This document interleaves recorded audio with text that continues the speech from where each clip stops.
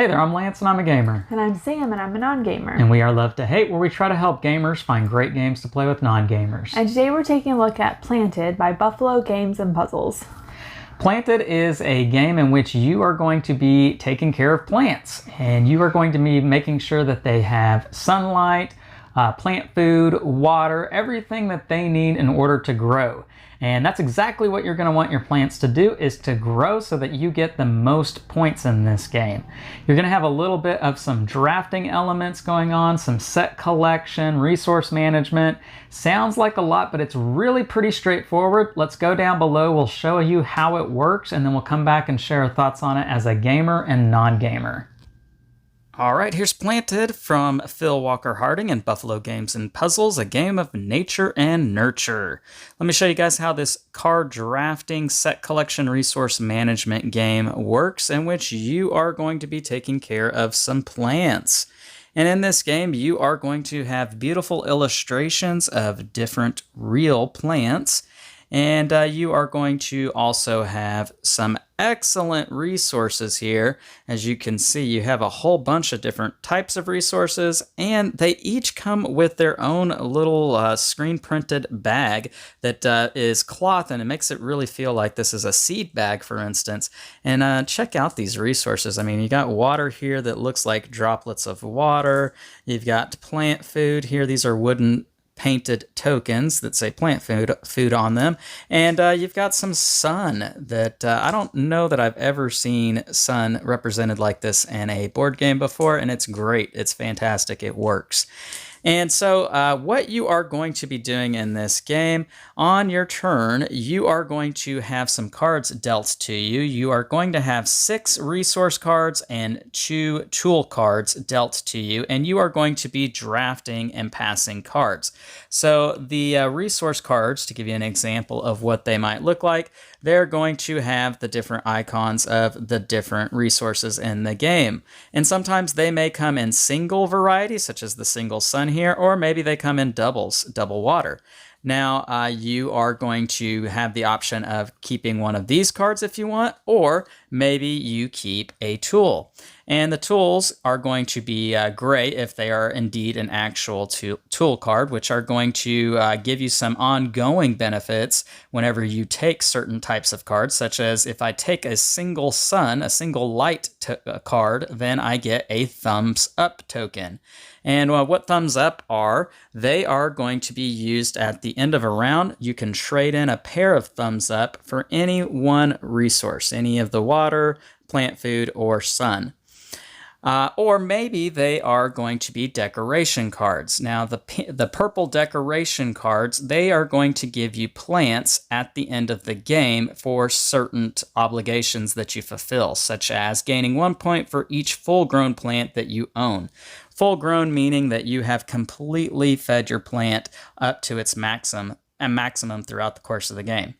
Now let's take a look at these plant cards here real quick. There's going to be a certain number of requirements that you will need to fulfill in order to feed that plant. Because as you draft your cards for that particular round, you're going to play one that you want to play for that round and then pass the rest of the cards face down, either to the player on your left, depending on what round, or the player on your right. And if it is a resource card, such as this single sun, I would flip it over and gain that resource, 1 single sun, and I keep that here on my player board. And my plants are going to be right here on these different slots. And I do start the game with a beginner plant, such as this golden pothos, for instance, or maybe lucky bamboo. Anyhow, I'll have one dealt to me, and that's the one that I will be starting the game with. And I want to try to get the resources for my plants. Now, I don't put those resources necessarily right on the card. As I get them, I'm going to be putting them on my board and then divvying them up after all the cards have been dealt out and drafted. And then when I feed my plant, I'm going to put a leaf token on the bottommost spot, just like that. and that would give me 3 points at the end of the game. Now, as you can see, this plant here has 3 spots, whereas this one only has 2, and some of them only have 1 spot. And once you've filled up all the spots over here, that plant cannot be fed anymore for the rest of the game. And that plant is just going to stay out here. You only have 6 slots, so you have to be very wise about which plants you're drafting or buying and putting into your tableau. Now, how do you get plants? That's an interesting concept with this game, because at any point, the card that I take out of the hand that's been given to me, I can say, I am not going to use this. I am not going to gain my single sun. I want to buy one of these plants. And this market will refill, of course. And if I'm the only person that round who has said that they want to buy a plant, no big deal. I just take whichever one I want, adding it to my tableau. However, if there's another player who has said the same thing on the same turn, then we are going to go off of this number right here, and whoever is lowest is going to get to go first and be able to take which plant they want, and then the other player will take theirs. You're going to play 4 rounds. At the end of each round, after you have drafted and gone through all of your cards, again, you will feed your plants and put out your leaves on the ones that you have fed. The ones you didn't feed, no problem, no penalty for that. You are going to be given the option to make some changes here. Again, you can spend any 2 green thumb tokens to count as any 1 resource. And you can do propagation, which is spending any 2 resources. Note, the green thumbs are not a part of that. You will have to turn in your green thumbs to another resource if you want to do this.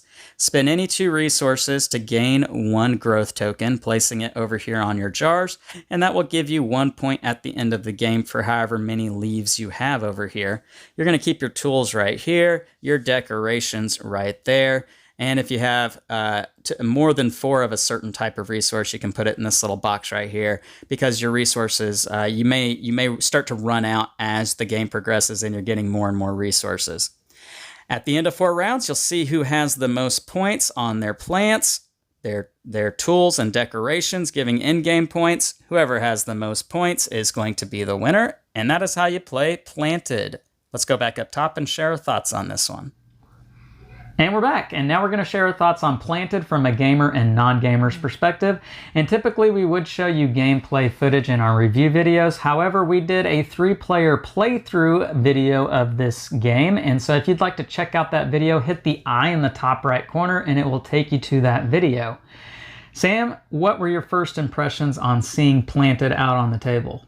It's pretty. I mean, you have plants, you have the leaves, you have the sun. I like the components. That's a big deal with these Absolutely. games. I'm not sure how I felt as far as like complicated or not complicated. There's a lot of cards. There's a lot out there, but it was intriguing for sure. I feel like this is such a beautiful game with unique artwork on all of the cards. I don't think there's any 2 cards that are exactly alike with the same artwork. The components that Sam talked about are through the roof on this. And for it to only be $20, or at least here in the United States at Target, it is a $20 game. Yeah. That just is mind-blowing, that's the type of quality you get for this kind of game. Just top-notch with that. I really feel like that sets a notch above a lot of other games, because you can have your standard drafting, set collection, resource management type games, and they're all run-of-the-mill type experiences. Yeah. But for me, getting the high quality components, not the beautiful cardboard punch outs, right, or just a colored meeple or that something. really sets this game up a notch. Wouldn't you agree with that? Yeah, for sure. Now, for you as a non-gamer, finding your way through this game, figuring out a strategy, understanding what you're trying to do, how was that for you? What was that experience like? It was pretty easy. The cards make it pretty clear what you need to do. And I actually had a really fun time figuring out my strategy, because some plants needed more, but you could only feed them 1 or 2 times. So you could push that off around. Yeah. Because you weren't going to miss anything. Right, exactly. And so that I really enjoy things like that where it's kind of clear what your process needs to be, but you get to make it your own. And I think all of us had a really good time playing this game. Yeah, this is a tableau building experience because you've got those 6 slots to work with, and they're stuck. Whatever you pick, that's what you have. Yeah. And so, you really want to make good choices with that. And Sam's exactly right. You want to make sure that you're getting the plants that you're able to maximize your best with every turn, because you only have 4 turns in this game. And so it's a quick game. It's a really quick game. It feels like the game goes a lot quicker than what it actually is. Just those 4 turns, you feel like, I can get so much accomplished, and then before you know it, the game's almost over, and it's like, oh no, what am I doing? That's a fun experience. A little bit of tension there with that. And then you see how other people are getting these resources. If you watch that playthrough video, that Sam is just getting all of these resources. She's getting a ton of water. You got like 8 water on one turn. Yeah, what are those cards called? Well, the tool cards are really unique in this game. And I think that was and we have only played this the one time, so I do want to... Well, you have. Yes. I've played it several times. I want to play it again because the first time I really focused on the tool cards and not so much the decorative. Yes. And our friend Jim did really well, and really at the end is when those decorative cards come out. And I was focusing on the right now versus the later in the game. Right, exactly. So there's definitely, points right now or your in-game points. Yes. So you do get that with this game. Those decorations are really big. So I want to play again and see how my strategy might change now that I've seen it played and seen how other people play it. And you have a set collection with this game as well, because a lot of those decorations play off of your sets that you're collecting. And that might be that you want to get one of every kind, or you might want to get a lot of one kind. Yeah. So you can play this a whole bunch of different ways. Let's get to pros and cons. Sam, what are the things that really work well for you with Planted? It's very visually pleasing, but also visually, I'm trying to think of a good way to put this. You know what you're supposed to do because it's on the cards. Intuitive? It is very intuitive, which I think all non-gamers can appreciate. I'm not wondering, what does this symbol mean? I know what the sun means. And that can be a real problem in some other games. And so I really like that. It's really quick. You only have 4 rounds. There's not a whole lot I don't like about it. Maybe, honestly, it could maybe use 1 more round. Okay. Just because, you're trying to feed your plants, you're trying to get the tools, you're trying to get the decorations, and there's not enough time to do it all, and that's the point, ultimately. That's the point, But, it leaves you with, if I could have just had 1 more round, I could have, which I think is a good feeling at the end of a game. I think if you feel like that at the end of a game, it's a sign of a good game. Yeah, absolutely. This is Phil Walker Harding, who is a renowned designer and has, probably close to 100 games out there. I'm not exactly sure how many he has, but nearly all of them are excellent games. And guys, he knocked it out of the park with this one. And this is just a really good game. So, scale of 1 to 10, love to hate. Where do you fall with Planted? I really liked this game, and I'd probably give it an 8.3. Whoa, 8.3. Okay, that's pretty high. How come? I think just the intuitiveness of it and how quick it is and how easy it is to understand and how pretty it is. There's not many flaws in this game, especially for a non-gamer. I think a gamer can find a lot to like about it, but it's going to be an easy game to play with mixed company. Yeah, absolutely. For me, guys, this is the exact type of game that I go looking for as it relates to gaming with non-gamers. Yeah. It is a low entry point as far as, rules to have to explain, length of gameplay, the amount of time that I'm going to need your attention on the table. It's a good game that you can explain it, play once, and be like, you get it now? Let's play again. Yeah. And that's not always the case. Sometimes it's one and done, but this is definitely a game where you could play a second round once everybody really has a feeling for the game. And it's just beautiful. It is a beautiful game to look at on the table. We like plant games, I've realized. Well, and it's a theme that I do think is a little maybe getting to the point where it's played out a little bit, because you do see a lot of gardening or plant-based themed games. And so I question, how much longer is this a theme that's going to work for board gaming? But as it is, this is a great game. Yeah. And the theme really works well. The mechanics and the resources make sense with the plant theme on it. Yeah. So I really do enjoy that. For me, my score on this one is I got to think about this in terms of what gaming with non-gamers is like versus gaming with heavy board gamers. And so is this a game that I would play with, you know, my friends who I'm playing Gloomhaven with, or my friends that I'm doing Terraforming Mars with? I would play it with them. Is it going to be my first pick off the shelf? Probably not. It is a lighter game. Is it going to be my first pick when I'm playing with a non-gamer? Absolutely it would be. This knocks it out of the park for that experience and for what I'm trying to do with that type of person at the table. And because of that, I'm right there with Sam. I was going to say 8.2. So she and I are right on, almost on the same exact number.